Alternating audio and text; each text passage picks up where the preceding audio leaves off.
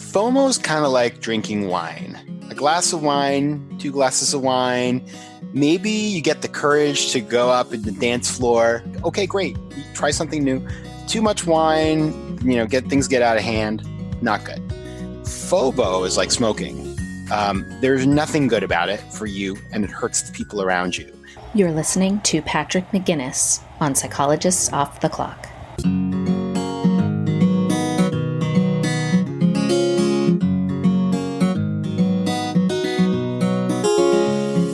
We are 4 clinical psychologists here to bring you cutting-edge and science-based ideas from psychology to help you flourish in your relationships, work, and health.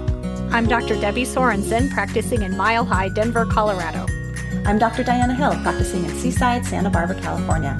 From coast to coast, I'm Dr. Yael Schoenbrunn, a Boston-based clinical psychologist and assistant professor at Brown University. And from sunny San Diego, I'm Dr. Jill Stoddard, director of the Center for Stress and Anxiety Management. We hope you take what you learn here to build a rich and meaningful life. Thank you for listening to Psychologists Off the Clock. Mental health professionals, you do not want to miss some of the online offerings by Praxis Continuing Education. They're offering some webinars for continuing education. There's a great ACT Immersion webinar with Dr. Stephen Hayes, who's been on the podcast. We have an upcoming one with Dr. Robin Walzer, who's been on the podcast as well, on trauma therapy. They also have some really great free online programming that you can check out. You can watch them anytime. There's some really good ones on there, so you don't want to miss it. Go to our website, offtheclockpsych.com, to link to Praxis, and you can find a code that you can get $50 off your registration. So check it out. We're also affiliates with Dr. Rick Hansen's online Neurodharma program and his Foundations of Wellbeing programs. And you can find out more about them at our website, offtheclockpsych.com, where you'll get a $40 discount. Hey everyone, it's Jill here, and I'm here today with Diana to talk about this episode that I did with Patrick McGinnis, who is the founder of the term FOMO, or fear of missing out. And I just find this so fascinating. I find Patrick's story to be incredibly interesting about how he developed this term, and since that time, how he's really delved into research and psychological concepts around this concept of FOMO. And Diana, I'm curious what your thoughts are.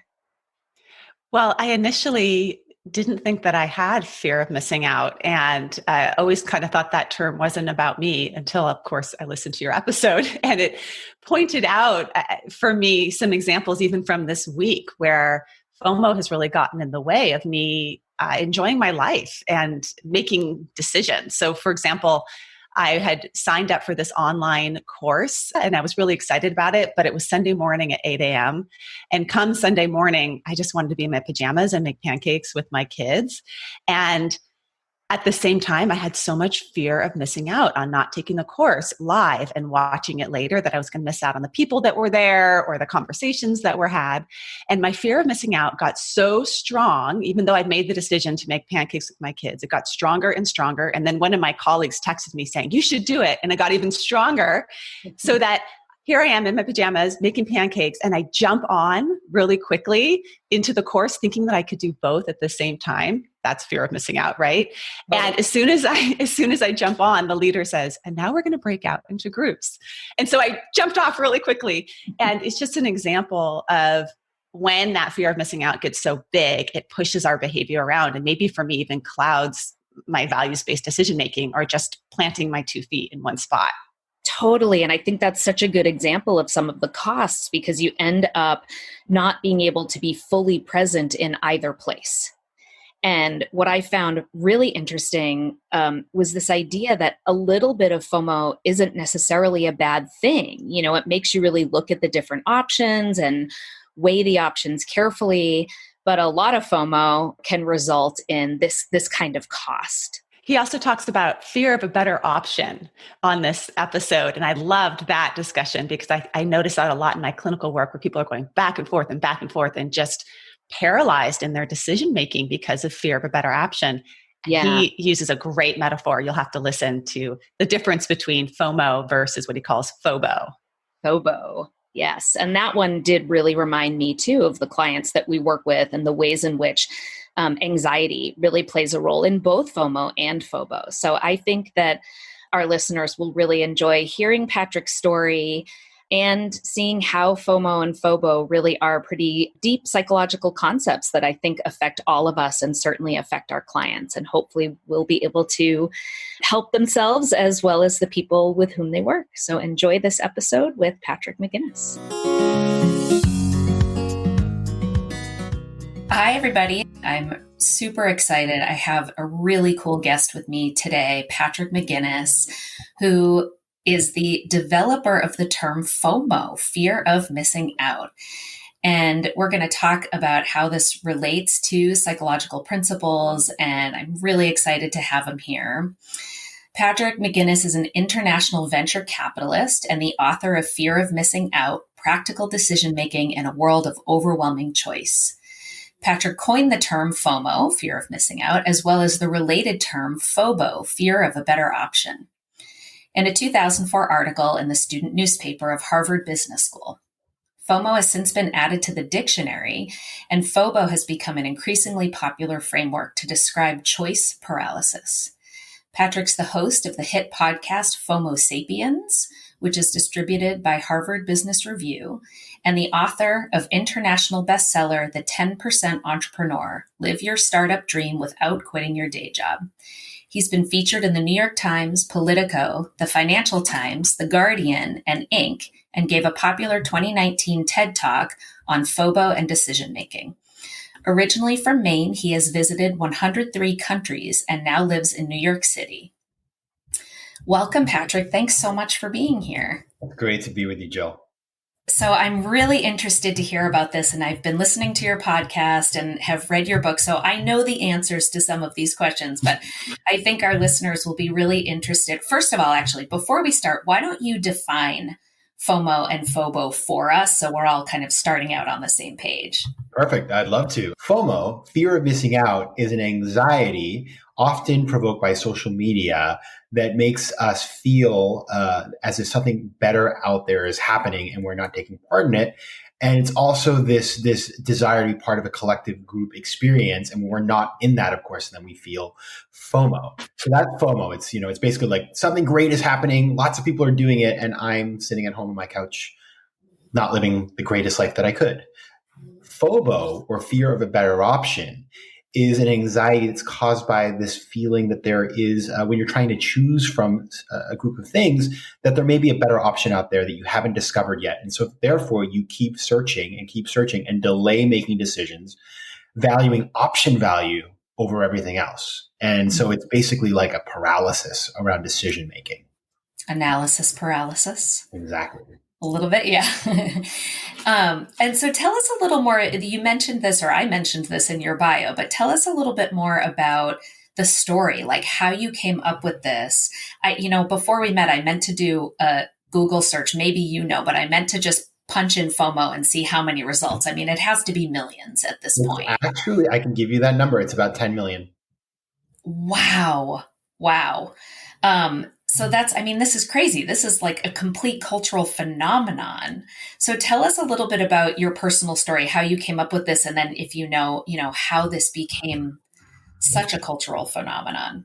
Yeah, it's been super interesting to watch it spread. And so I'll tell you the backstory, and then I'll give you my theory about how it actually spread across the world, which I've been researching now, because when I realized it was a thing, of course, I wanted to find out how it had spread. So the story behind FOMO is that I come from a small town in the state of Maine. It's a very simple place. As a kid, we played in the woods. That's all we did, really. Play in the woods, read books, watch TV. And I didn't have a lot of FOMO. I didn't really, know what was going on in the world outside of where I lived. We didn't have the internet back then. We barely had cable. And so life was quite simple. And then I went off to college and I studied a lot. So I was really in the library. I was a massive nerd, I'll admit. And then I came to New York and I started working in finance, and I was always at the office. So, I didn't have a lot of distraction, and I didn't have a lot of FOMO either. And then I went to Harvard Business School, which is this place just full of opportunity? And I had a ton of time on my hands and I had saved some money. So I had resources. And I found myself in what I like to call a choice-rich environment. And so I also, at that period of time, this is now 2002 when I started, I had just lived through the implosion of the tech sector and I worked investing in tech companies. So I watched all these things blow up in my face, all these investments go to zero from millions of dollars lost. And then I lived through 9/11 and I lived in New York City at the time in Lower Manhattan. So it was, a mile from my house and it was very upsetting, of course. And so I think, we're talking about psychology today. I felt this sense of trauma and I felt very much that having lived through those events that I wanted to live every moment to the fullest. And so when I got to business school in this choice-rich environment, I just decided that carpe diem was going to be the way that I approached everything. And I did everything all the time. I was at every event. I was at every class. I was at every job interview. I was at every trip. I was at every dinner party. I was at every bar. I was everywhere. I have a lot of stamina. And so that sounds exhausting. It was, but my view is I've got 2 years to make the most of this and I'm spending all this money and time. Let me go for it. And so I did everything and I would sort of get up at 7 a.m. and go to bed at midnight. And I was constantly either a little hungover or a little sick, but that was the way I lived. And my friends noticed this and they also noticed that they did it as well. It was like the culture of our school, all these type A overachievers trying to do everything. And so I started calling this the fear of missing out and I shortened it to FOMO. And then I also noticed that none of us would ever commit to anything. And so I started calling that the fear of a better option or FOBO. And when we were graduating, I actually wrote an article in the school newspaper that was called McGinnis's Two Foes, Social Theory at HBS, all about this culture of indecision and FOMO and FOBO. And I published it in our paper. It was May of 2004. And then I graduated and I went to New York and I started working. Well, interestingly, so how did it spread, right? The 1,800 or so students that were at Harvard Business School at the time all read this article and it was very popular at the time. And I felt quite proud of myself.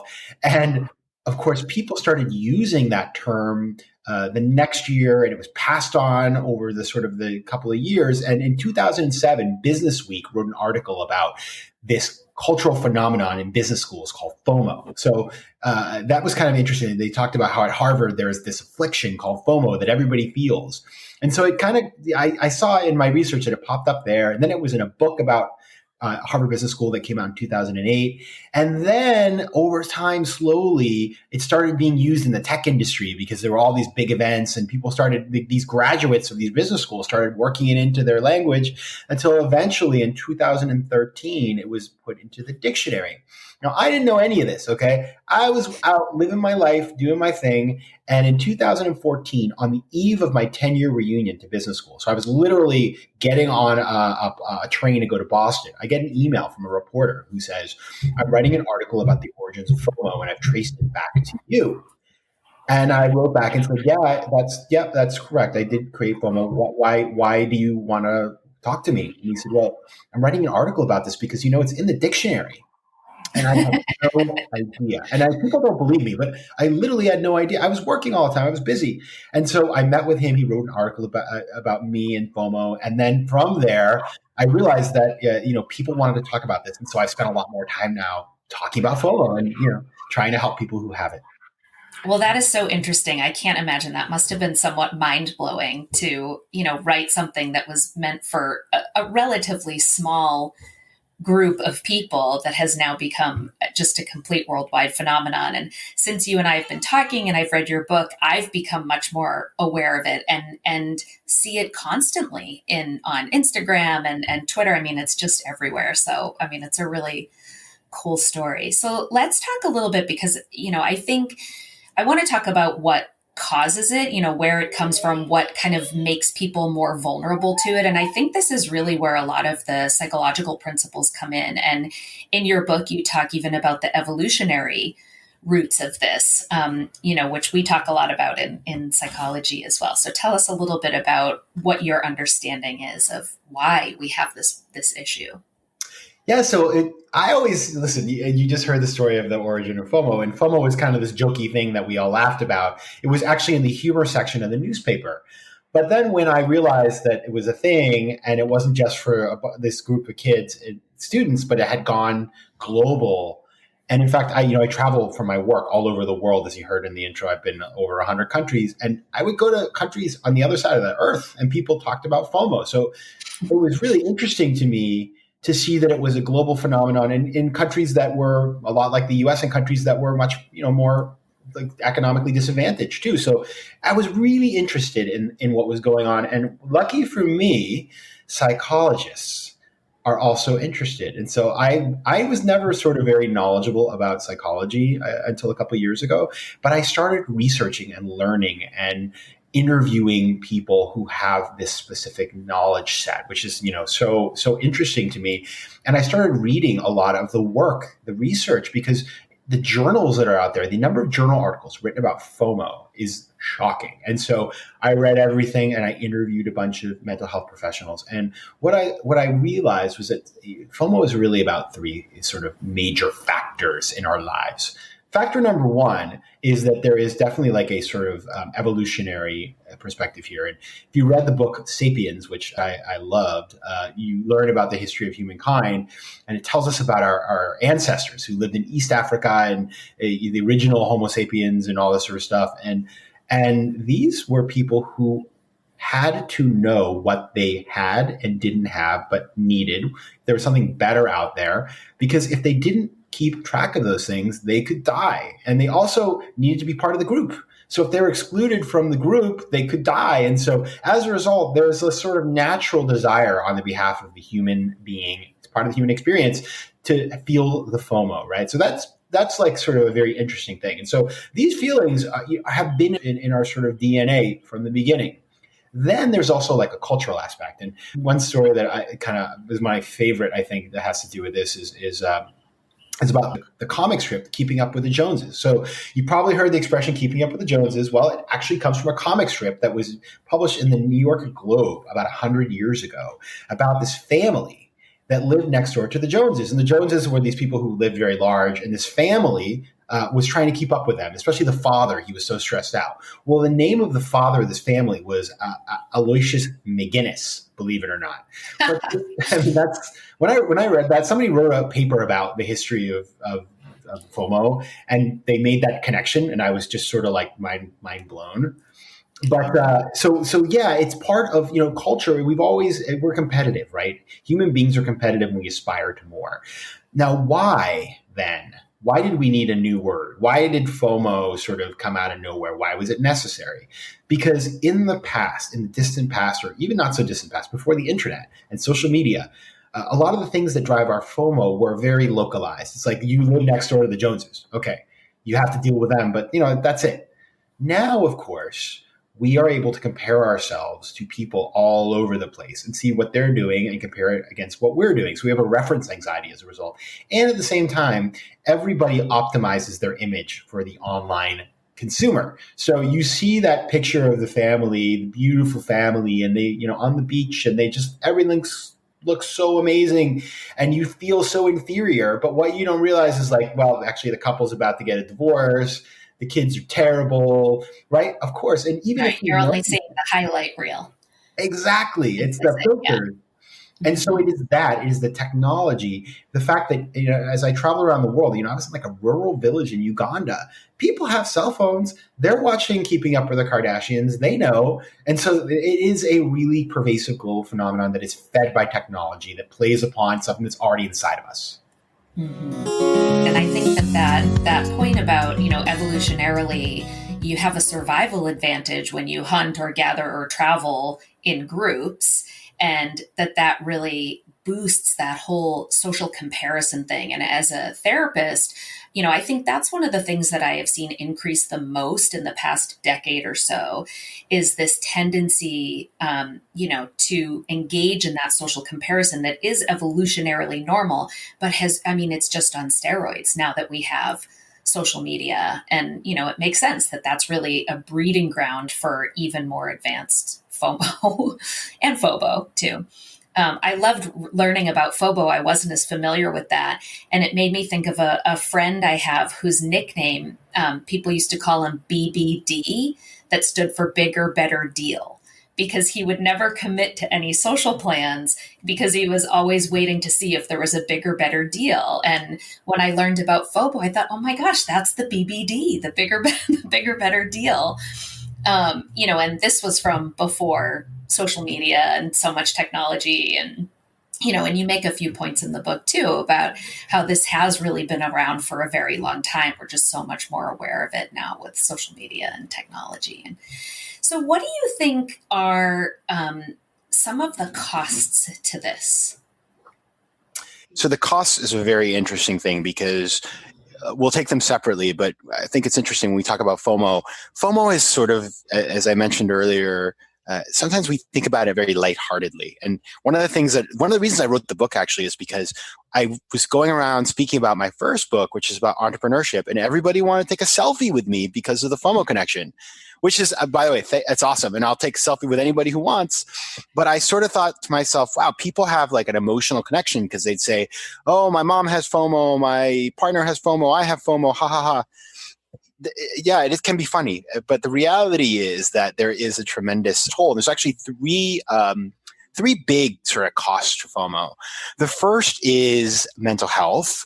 It's the idea that we are comparing ourselves to an impossible yardstick, and so therefore can cause depression, feelings of inferiority and stress, especially in young people. So it's very problematic. Number two, financially. What's shocking is the amount of people who spend money based on what they see other people doing. There was a study done by Charles Schwab that shows that more than 50% of people say they spend money unnecessarily because of FOMO. Wow. And then the third thing is productivity. That compulsion to be checking social networks and news all the time because we don't want to miss out on some piece of information. That's why we spend so much time on our phones. That's why we're so tied to our screens. So those are the FOMO costs. And on the FOBO side, really, I mean, to me, it's incredible because FOBO is not as widely known, obviously, but to me, the damage is so much bigger. Talking about somebody who thinks that there's a bigger, better deal out there, not only does that hurt them because they're indecisive, but it hurts their relationships with the people around them because people notice when you are Mr. FOBO or Ms. FOBO and don't want to commit. And then they just stop believing you're credible and they start to realize that you're treating them like a commodity. And so it really devalues our relationships with each other. And it's a very, very damaging way to live your life. Mm-hmm. Yeah. And it's something that I notice, when I think about my clients, where I think in some ways the FOBO is the more problematic issue, even though the term isn't quite as known. And so I'm an anxiety specialist.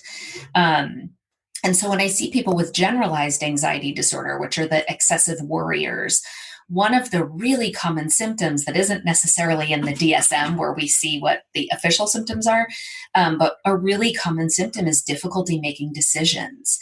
And it comes from this place, or the way I typically think about it is that there's a difficulty with uncertainty and with needing to make the right decision, like as if there's a right one and a wrong one, and a really difficult time sitting in that space of, what if I make the wrong decision and there are negative consequences? And as I was reading the book, I was really thinking a lot about that and how much that really does seem like it connects to FOBO, because what if I make a decision and then I find out later that there was a bigger, better deal, And there's sort of this idea that like all decisions are just etched in stone and can't be changed after the fact. So there's that difficulty committing. And so it just reminded me of this idea of FOBO, and that what really is needed here is some flexibility. Does that resonate with you? It does. And it's so interesting. And as I think about this more and more, because now that I'm talking to a lot, when you write a book, right, you're like in a cave locked away and you don't talk to anybody. And then you start talking to people like yourself who are super smart and interesting and have cool ideas. And one of the things that I've been thinking a lot more about is the fact that when you never decide because you're looking for something perfect, you never get to move forward to the next set of decisions, the next set of decisions. And the reality is that one of the important things about decision making is simply moving forward so that you have new and fresh options. And I think when people have FOMO, they are under a very, very wrong sort of assumption that the things that you could potentially choose from will still be there whilst you're waiting for that bright, shining object. But the reality is that the longer you wait, the more the chances that some of the options that you have at the present will no longer be available later on. And think about the response to COVID that we've seen with government. So say you're a government, you say, oh, we're not quite sure what to do yet. We want to wait and see the data a little bit more. Let's see how serious this is going to get. Well, the reality is that some of the things that you could have done earlier on that would have been effective will no longer be. And so you end up making far more dramatic decisions. And so it's important to recognize that even though it feels comfortable to delay decision making, you may end up actually having very few decisions at all to make at the end because your options just fall away. Right. So you end up just really stuck. And, one of the ways that I describe to patients is that it's not that you either have to make this decision, it's not that there are two decisions, the right decision and the wrong decision, that there are decisions and all decisions have consequences, some of which we're going to like and some of which we aren't. And we learn from those consequences and then we pivot into the next thing. But either way, we're generally moving forward, even if the line is zigzagged. Whereas, the way you're describing is like, you're just sort of running around in circles and not really getting anywhere. That's exactly right. And that has implications not just for sort of your personal life, but think about professionally too. How many people sit there asking themselves like, I don't like my job. Is there something better out there for me? There was an interesting survey done by LinkedIn that found that more than 60% of people have FOMO when it comes to their careers. And that's why you find those people who are so unhappy because they're waiting for the perfect thing to come along. And of course, we know we don't have perfect information. There's an information asymmetry. We cannot predict the future. Even, if there is quote unquote something out there, how would we know that, right? And so we spend a lot of time in our heads. And I think I talked to a really fascinating psychologist about this. His view, and I think it's correct, is that the pathology comes when we become so involved in our own thinking and turning around these ideas in our head that we completely disconnect from reality, right? That's the part where it just gets very unhealthy. Right. Well, and I think such a big part of it too, you started out describing FOMO as this anxiety, right? And FOMO too, it's an anxiety.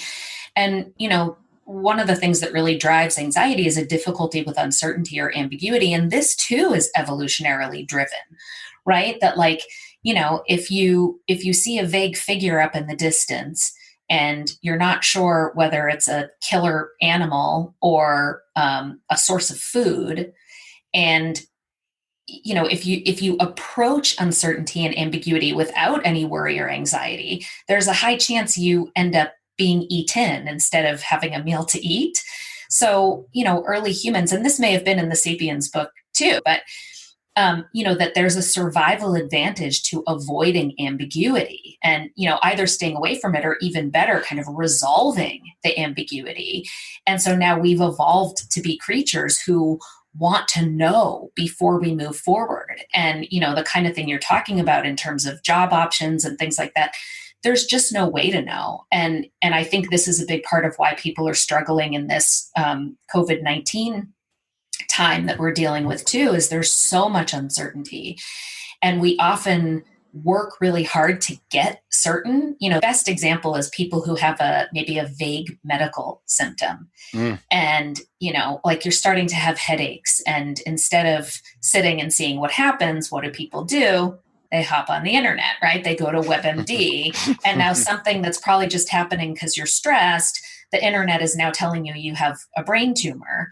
And that action of going to the internet gives some relief in the moment because there's a perception of certainty and control, but ultimately it makes those things far worse, right? So there's either this attempt to get that certainty that ends up making things worse, or there's this unwillingness to sit in it that leads to that just running around in circles and complete stuckness. And the key is being willing to have it, to make space for some uncertainty and make the best decision you can to move forward.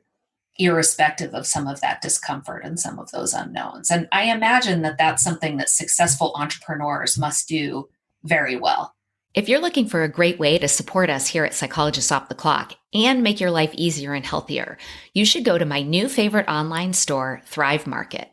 Thrive Market carries all your grocery and household essentials with the convenience of getting everything online and then quickly shipped right to your door. And right now, you can get 30% off your first order plus a free $60 gift if you go to thrivemarket.com/POTC. I love that I can use specific filters to curate my shopping experience so I can find organic meats and low sugar snacks for my kids. Plus, when you join, they give to a family in need. How cool is that? So join in on the savings with Thrive Market today and get 30% off your first order plus a free $60 gift. Go to thrivemarket.com/POTC for 30% off plus a free $60 gift. That's THRIVE market.com/POTC. thrivemarket.com/POTC. I know I talk about my kids a lot, but I also have two adorable dogs, Tilly and Hazel. We love to spoil them, which is why we love Whole Life Pet. Whole Life Pet makes single ingredient treats, meal mixers, supplements, and hydrating snacks for both dogs and cats. And if you try out Whole Life Pet, you're surprising your pets with fun new flavors while also supporting Psychologists Off the Clock.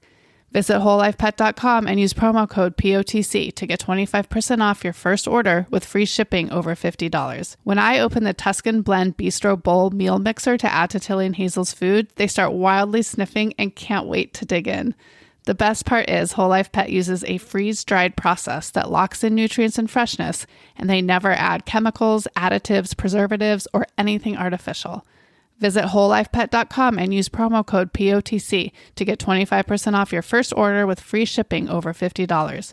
If you're unsure about what to try, you can fill out their short questionnaire by clicking the red Start Today button on the home page. It will ask you a few questions and make custom product recommendations for your pets.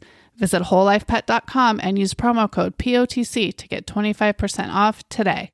You're so right. And since I started working when I got out of college, I've been through sort of like 5 major crises in terms of, there was economic crisis in Asia that hit my job in the beginning. And then there was 9/11, the tech crash. There was the 2008 financial crisis. Now here we have this today. And so I've been able to observe different types of bosses and leaders and other types of people and how they deal with crisis. And it has been quite amazing to me to watch how people react to uncertainty and also learn myself how to react to uncertainty. When the 2008 financial crisis happened, it was the worst thing that had ever happened to me, professionally.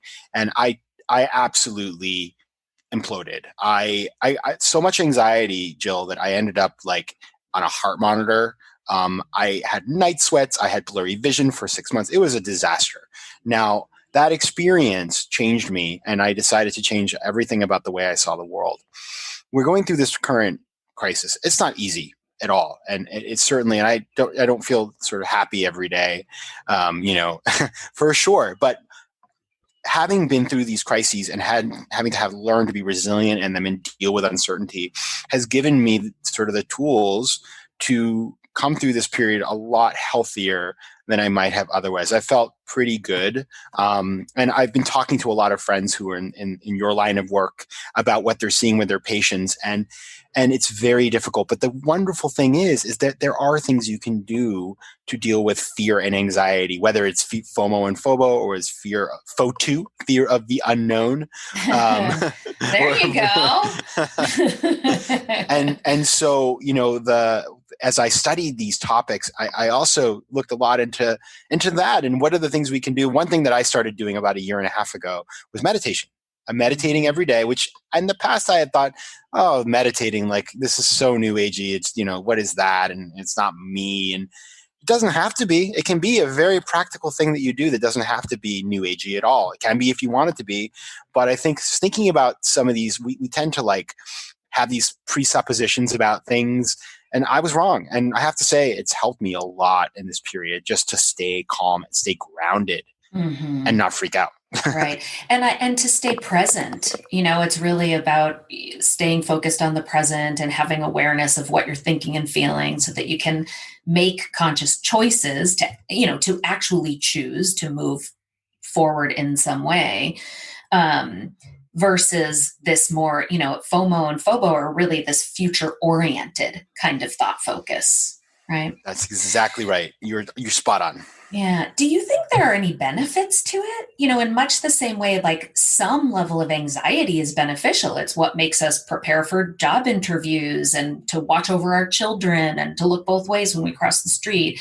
And, in this current climate, I think we can see the people who have too little anxiety are the ones who aren't social distancing. And so do you think that, and so my point there is like, very high levels of anxiety can be problematic, as are very low levels of anxiety.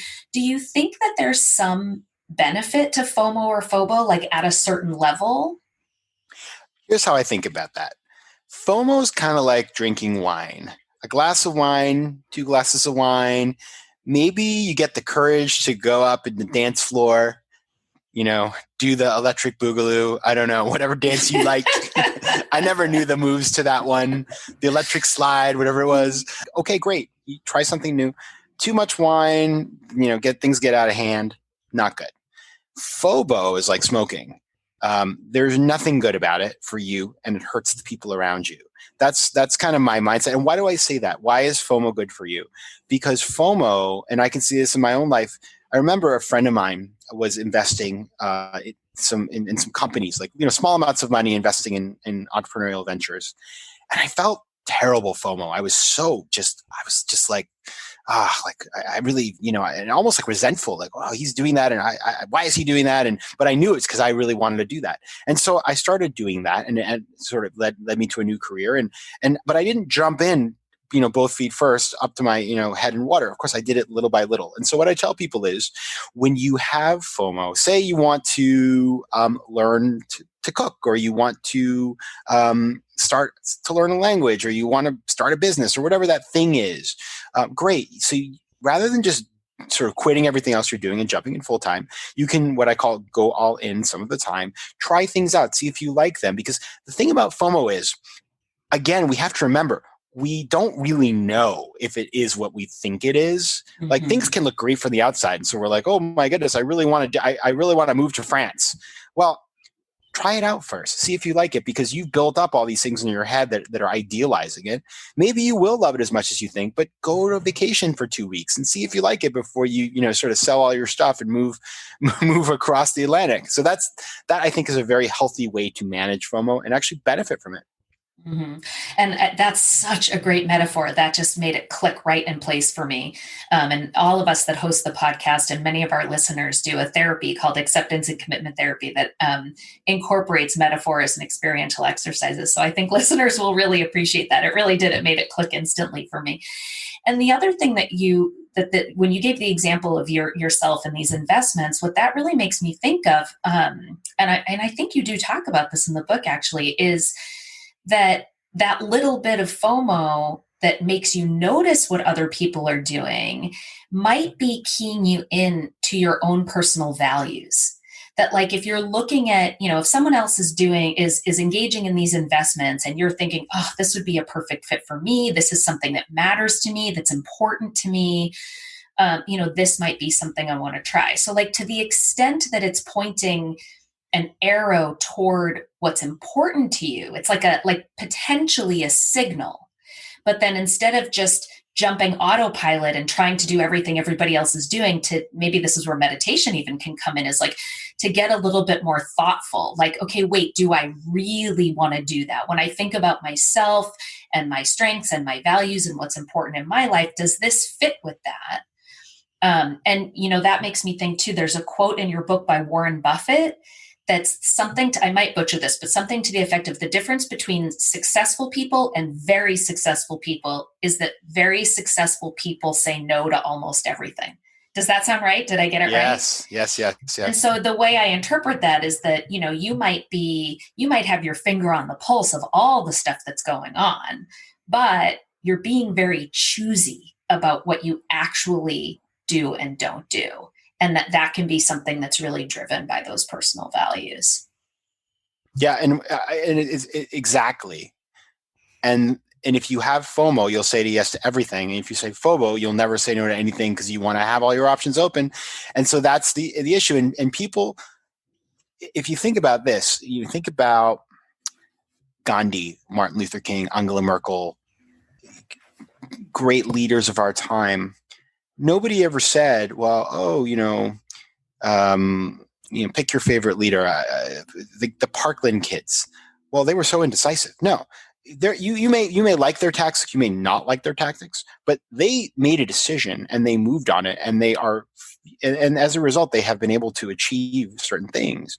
And so, as I think about in the current context, or in politics in general, the amount of people who aren't willing to take a stand for something, the fact is that when somebody does take a stand, we all remember them, and people are drawn to them. And so, I think it's very important to recognize that as you try to optimize when you have FOMO, or if you try to do everything and be everything to all people when you have FOMO, what you're really leaving aside, what you can't be, is a leader. And that can be in the home, or it can be in a business context, or it can be in a societal context, but you or just even can't being just the architect of your own experience. Oh yeah. Right? Yeah, that's a really good way of putting it. I love that. Absolutely. Yeah. So let's talk a little bit about how this relates now, because when you and I first started talking about setting up an interview, my first thought was, well, I don't know if now's the time to talk about FOMO, because there's nothing for us to be missing out on. Like, worldwide, we're all sitting at home and there's nothing going on. And we emailed a little bit about that, and you had a different perspective that made so much sense to me. So let's talk about how FOMO and FOBO too, if that's relevant here, but how those things might be playing out for people while we're all still sheltering in place.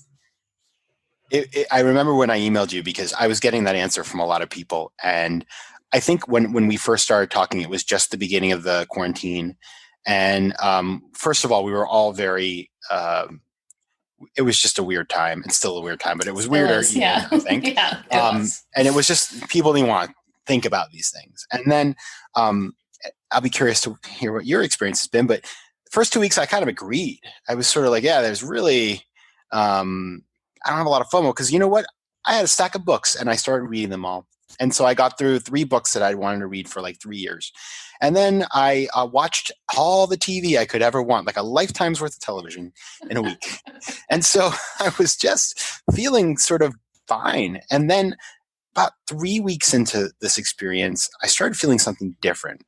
And it was like this FOMO for all of the life that I could have been living right now, whether in the little things. It wasn't the big things even. It was like literally like going to a restaurant, taking the subway, these little tiny things, going into a place and having, people in the street. And so it was very profound. I felt like I learned a new aspect of FOMO that was really meaningful to me. And so, and then of course, family and friends and all of these things. I mean, those things are even much deeper, but it's like, and so I realized, wow, this is valuable. This is a great place to learn. And I've started keeping a list of the things that I value, and that I will, when I go back to normal life, I will value in a really deeper way. I will make sure that I pay attention to them and recognize them. And then I started to realize the things that don't matter. And I wrote those down too, because I'm like, you know what? I'm not taking those back with me. That, those things are gone. And so that has been very powerful. It's almost like what's happening now is the cure to FOMO, because, we're not comparing ourselves to other people. Well, maybe we are. I mean, maybe there's it's not really FOMO. There's still this social comparison of like, oh, that those parents are doing a better job homeschooling their kids than I am. There's still the comparison that's going on. But because there aren't these, big things that we might be missing out on, because we're all in the same boat, we're not comparing ourselves to what everybody else is actively doing that we're not doing. The comparison isn't us to other people as much as it's us now to us before, and really getting in touch with not just the things we genuinely miss, not that we're missing out on, but the things we miss. And that hopefully moving forward, that learning lesson is like, I don't need to worry about all the stuff everybody else is doing that I'm missing out on. I just need to worry about the things that are important to me, that if they were suddenly stripped away, I would no longer have them. And that's really where I need to be making those choices and spending my time. Is that consistent with what you're saying? Yeah. Well, it's been interesting because everybody wants to talk about, there were 2 articles in the New York Times about 3 days apart. One was FOMO is dead. The other was FOMO has survived the coronavirus. So it's just sort of like, what? Here's how I think about it. I think you're absolutely right. In this present moment, I think the FOMO has become a much more meaningful, poignant, soulful thing. I also think that when we get back to normal for a period of time, what you're saying, I think, will happen. And we can maintain that. And by the way, that's the whole point of what I try to do, is to help people to get to that spot.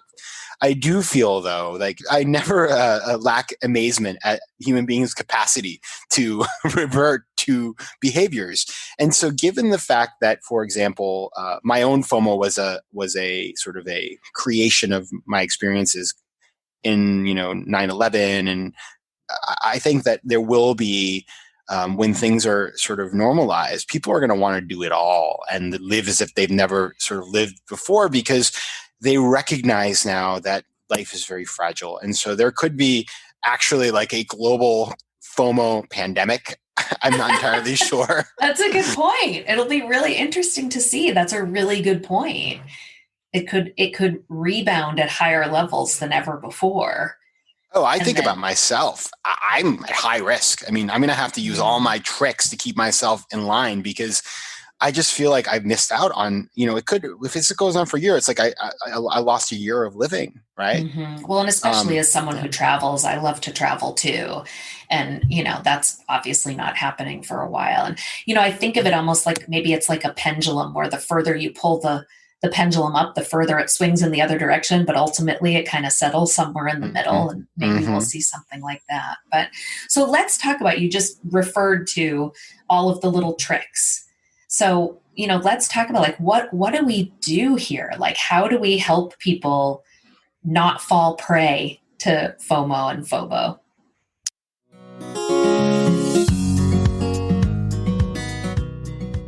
So there is, the cool thing about doing this book was that I spent a lot of time interviewing folks like you and experts and reading the psychology. And then I really sat down and combined all of the things that I was able to learn with sort of my own experience working as an investor in the business world. And decisions are like investments in a lot of ways. And the way we make decisions as investors is very relevant to life. And so I combined all of that knowledge into a bunch of, I guess I would say a series of strategies, and then also a bunch of sort of really cool hacks that will help you, because strategies are sort of, these big ideas that are process driven and they can sort of get you through the decision points. But then the hacks are just like the quick things that you can do, the quick wins that you can have that really make a difference. So I let me give you one strategy and then a couple of hacks, because otherwise I'm happy to record for 6 hours. But Well, give us a couple, and then people are going to have to buy the book to get all the rest of the really good, juicy stuff. And it's an awesome book. It's really fun. It's very psychological, but also adds a lot more above and beyond what like our normal psych people read. And I really enjoyed it, and I highly, highly recommend it. I think our audience would love it. Thank you so much. So we'll give them a teaser, but not all of the answers. Well, first of all, what's fun is like, it's still not released yet. So I haven't actually talked to that many people who read the whole thing. So what you say it takes down my anxiety. Oh, that's right. It comes out May 5th. Is that right? Yeah. Yeah. Exactly. So I have an advanced copy. I forgot that. So we'll have to tell people, is it available for pre-order? It is available for pre-order. It is. Okay, great. Absolutely. So people can pre-order. And actually this episode will come out probably the week after the book is released. So it'll be brand new. Yeah, that's great. Good timing. Okay. So let's start with one of the strategies. So one of the things that happens when you have FOMO and FOBO, and by the way, this is great because this strategy works for both of them. When you have FOMO and FOBO, is your FOMO and FOBO are manifested on things that don't really matter. So let's take FOMO, right? Okay, I'm sitting at home and I see that somebody went to some restaurant that I've always wanted to go to. Okay. And I feel all the FOMO in the world. Or FOBO, I am deciding between which shirt to wear today. I'm spending all this time. Oh my God, what should I wear? Now there are three types of decisions in life in my philosophy. There are high stakes, low stakes, and no stakes decisions. Both of those are no stakes decisions. They really don't matter. You won't remember them in a couple of days. They don't have financial implications. They don't change your life. They're completely reversible. But if you're spending more than a minute thinking about these things, you're wasting your time and energy. So it's just a bad use of resources. And what's really bad too is while you're sitting there worried about this very unimportant thing, you are avoiding potentially the truly important things. So you're using up, it's like you're running out all the gas in the tank on the stuff that doesn't matter. And so you need to find a way to move past these little decisions. And so what I do with a no stakes decision, for example, is I say, okay, fine. Am I going to have the chicken or am I going to have the fish? I look down at my watch. The left side of the watch is the chicken. The right side of the watch is the fish. I see where the second hand is. And then the watch decided for me. I call it asking the watch. You can do it with your cell phone. Is it like even number, odd number? It's basically like ask the magic 8-ball, except they never say. Or flipping a coin. Exactly. If it's between two things. Yeah, exactly. That's great. I love the great it. thing about a watch is you can do it with the 4 quadrants. You can do more than 2. Ooh. But it's the basic idea here. And by the way, when I first started doing this, I started doing this in college. Somebody told me to do it because I was not decisive. And I remember thinking like, well, this is kind of stupid. Well, 20 years later, I use it all the time. And everybody who I tell about it thanks me later on because it's one of these things that's so simple, but yet it helps you to just make a decision because you're indifferent and anything is fine. Mm-hmm. That's great. I love that. I'm imagining that some people, especially people who struggle with anxiety, will have trouble even deciding. I can see deciding between high stakes and lower stakes, but even low stakes versus no stakes. Oh, well, but the shirt I wear does matter because, I'm interviewing you today. And what if you judge me because my shirt isn't dressy enough? Or is that just something that takes practice? Or do you have any suggestions for how you make that decision? Like, okay, which restaurant am I going to go to? Well, this one costs a lot of money and this one doesn't cost a lot of money. So it's not no stakes. And I could see getting really caught up in that spinning of the wheels and never moving forward part of the process. Yeah. And what you can do there is a way to deal with that. So it may be hard for some people to say, well, that's not a no stakes decision. And part of it is practice, right? Over time, asking yourself the question, well, I remember having made this decision in 1 week it's like a really easy, it's like, if you're worried about what you're going to have for lunch today, can you remember what you had a week ago today? Probably not. I certainly can, right? But so that can be helpful. But then the second thing is, if you still feel like, I need a little bit more than I need a little bit more criteria. What I do is I ask for people. I outsource. So, I kind of generally know like who of my friends has a good idea about food, who knows how to dress, who knows how to give advice on different things. And I just simply ask that person. I do this all the time. I haven't chosen a restaurant in years because frankly, I know myself. I'll be on Open Table for hours and I just don't enjoy that. I know it's not healthy for me. Right. So I just email the person who I'm meeting and say, you know what? Basic criteria, set some I'd love to eat something healthy, or I'd love to have, Thai food. And, why don't you choose a place? And that really solves the problem. So you remember, delegate. Delegation. But I bet the key there, though, is you have to delegate to one person only. Because some, especially anxious people, I know I keep coming back to that, but what they do is they ask 10 people for their opinions. And now, of course, this increases the problem because you get 10 people with 10 different opinions and you have far more uncertainty and difficulty making decisions. So you find that one person that's your food person or that's your fashion person or whatever the low or no stakes decision is. I have those people and I built that up over time. Obviously, I'm not asking my mom in Maine where to go to dinner in New York City. I ask her for other advice and she gives it to me and she's amazing. But yeah, they figure it out. And think about that. All of us know people. We can never be master of all. No, all of us know people who would be very happy to help. People are happy to help. And you have the thing, and this, to your point about canvassing and asking a bunch of people, I did this. I went to Guatemala on vacation and I put it on Facebook and I said, anybody have great recommendations? I got like 40 people. I didn't even read them because I was just like overwhelmed by it. Right. Yeah. And then at the end of the day, of course, I went to the hotel. I asked the person in the front, what's the best place down the street? They sent me there. And then I looked down, it was on the list. So it's just, it's funny how we do that. And so it's all about simplification. Simplification. Yeah. We are overloaded. We need to take things off our plate. Yeah, absolutely. Well, I want to ask one other question. I know we're getting short on time here, but given the role of technology and social media, we might think of FOMO as something that's unique to millennials or, younger kids that are growing up with technology and social media. But you talk in the book about developmental fluctuations. And if I'm remembering correctly, there's even, I think it decreases around middle age, but then actually increases again as people age. So can you just talk briefly about like when these fluctuations occur and if you have a sense of what causes it? And the reason I ask is I don't want people listening to assume this is just a teenager problem, because I think this is a human problem. I absolutely agree with you that I think this is a big contributor to why adolescents are having increasing rates of anxiety and depression. And I think it is a population that we could stand to actively intervene with and try to make some adjustments to the FOMO with that group. But it's not just a teenager problem. Well, most definitely. And I think we oftentimes do think of it as either a teenager problem or it's my friend's problem, it's my partner's problem. Here's how it works. And we'll take both FOMO and FOBO here because they're different. FOMO, I did a call-in radio show a couple of years ago, and people call in with their questions and their comments, and everybody was talking about how their baby had FOMO.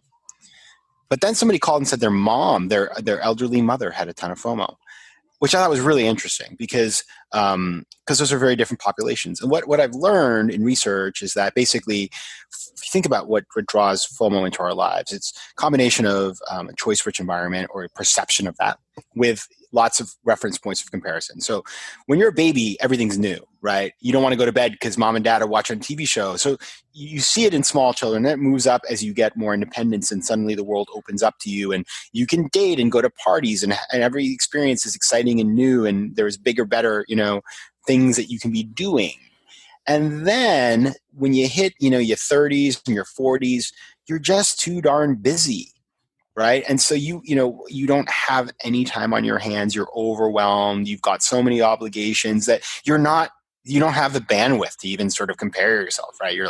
You're not as focused on that. So your FOMO tends to go down. And the other thing is you have more life experience. And so the information sort of asymmetry that feeds FOMO, the idea that there's something out there that's so great. Well, you kind of know. You've been to all the restaurants and the clubs, and you've lived. And so it's not, you kind of know if you want to do something or not, and you just do it because you're an adult. But then as you get older and you realize, listen, I don't have a lot of time left, and I've got a lot of time on my hands. I'm not working, I'm retired. But if I don't do something now, if I don't take that trip to Europe, and now I might not be able to do it in a couple of years, then you have this mad dash to once again do everything. So there is that sort of interesting curve throughout life. On the FOBO, what's quite interesting is that FOBO, it's hard to have FOBO when you don't have options. It's an affliction of abundance. And so if you're, when you grow up, you don't make a lot of choices for yourself. Your parents tell you what to do, right? So you can't have a lot of FOBO. But as you get older, and especially if you're successful and you have money and people want to be with you and they want to offer you things, that's when the FOBO takes off. Like, some like celebrities in Hollywood who, they get a million invites to everything. Of course, that's a perfect example of somebody who could have tons of FOBO. But then interestingly, as you get closer to the end of your life, you realize, I can't waste time on this stuff. If I want to do something, I got to do it now. And I'm not going to be able to hold all my options open. So actually the FOBO goes away. So that's kind of oftentimes FOBO and FOMO are inverse. Yeah, right. Oh, I'm so glad I asked. That's fascinating. That's really interesting. We talked about a couple tricks to address FOMO when we have it. Do you think there's anything we can do to prevent it from getting out of control in younger kids and teens? It sounds like it's a developmentally normal thing to happen. We talked about evolution and that babies have it as soon as they realize there's all this cool social stuff going on. But is there anything we can do to intervene early to try to prevent, what happens with teens? Yes. And there are two things that you can do in terms of sort of looking at root causes, and we can talk about some hacks or strategies you can apply. So FOMO, as we know, is about this aspiration. It's this idea of something, this perception that something's better out there for you. And it's also about wanting to be part of the crowd. So number one is when young people have FOMO, getting them to think critically about, is this thing as good as it looks? Is what I'm being shown real, or is it sort of marketing and filters? Really digging underneath what is on offer is really important, and thinking critically about that. Second is think about motivation. Are you doing this because you really want to do this, or are you, sort of jumping off the bridge because somebody else did? And learning to start thinking independently about why do we want to do things, and is it coming from inside of us or is it coming from external? That's a really important framework as well. Now, in terms of the sorts of things we can do that are sort of very practical, number one is limit social media, have an appropriate role of social media, and not sort of just live on social media, which I know is easier said than done. Number two is practicing mindfulness, thinking about very simple ways that you can sort of disconnect and spend time in the present so you can be more intentional. That's always helpful. And the other one, and this is such a silly one, but it's so good. A lot of us keep our phone in our room because the phone is an alarm clock. And so it's like a Trojan horse. Because it's not just the alarm clock you bring in, it's all the other stuff. And so having a policy of no electronics in the bedroom, very, very helpful. Get an old alarm clock. I will not keep my phone in my room. And if it's in the room for some reason, I need a double alarm, I keep it way on the other side. I do not have the temptation to wake up in the middle of the night and check my email. Right. Make it hard to get to. Yeah. And some of these strategies remind me, we did an episode with Neera Yal that I don't remember the episode number, but back in January, and he has his entire book that's about becoming indistractable, and some of those strategies overlap a little bit there too. And I think it's really helpful to be thinking about these things at every stage of development, but really trying to intervene early with kids, because it's an uphill battle, for those of us who are middle-aged who didn't grow up with technology. We at least have a memory of the way things used to be and how we might practice some of that. But that's not the case for kids who are living with this technology from the day they're born. So I think that's really, really, really helpful. Well, thank you so much, Patrick. It was such a joy to talk to you. This is so fascinating. And again, I want to encourage our readers to check out FOMO, Fear of Missing Out. It really is a terrific read. I think everyone will enjoy it. And now is a great time to be reading, because there's not a lot of other things we're missing out on, but you don't want to miss out on reading Patrick's book. Thanks for joining me. Thanks so much. Best of luck and take care. Thank you for listening to Psychologist Off the Clock. If you enjoy our podcast, you can help us out by leaving a review or contributing on Patreon. You can find us wherever you get your podcasts, and you can connect with us on Facebook, Twitter, and Instagram. We'd like to thank our interns, Dr. Catherine Foley-Saldana and Dr. Katie Lear. This podcast is for informational and entertainment purposes only and is not meant to be a substitute for mental health treatment. If you're having a mental health emergency, dial 911. If you're looking for mental health treatment, please visit the resources page of our webpage, offtheclockpsych.com.